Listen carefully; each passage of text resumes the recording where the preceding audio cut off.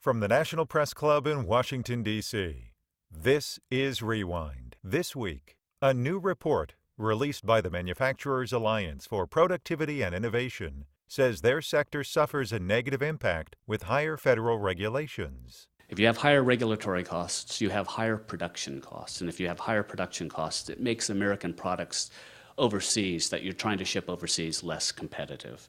A loss of export revenue means reduced income for the nation, and it means, again, less income for families, less income for employees, and of course, less opportunity to create jobs, less job creation. During a panel discussion, an education policy analyst denounced the involvement of government boards in assigning children to schools. Term student assignment I find really offensive.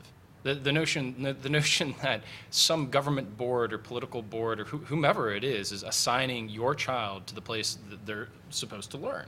And when people talk about larger goals, serving the larger goals of society, especially when it's in the context of using your children to pursue those larger goals, I get very, very nervous. Aren't our larger goals that kids can read, that kids are successful, that kids don't get killed in school, that they don't get hurt in school? These should be our goals. And if they are, these are the same goals as parents have, except for parents have a greater incentive to pursue those goals. And it doesn't get lost in the system. At a press conference, the colonel of the Free Syrian Army, through an interpreter, reassured critics questioning the opposition force's ability to keep weapons away from terrorist groups.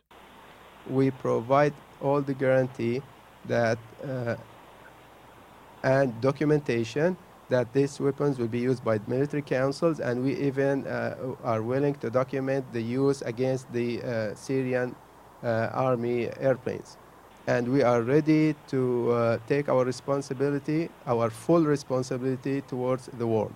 From the National Press Club, where news happens, this is Rewind.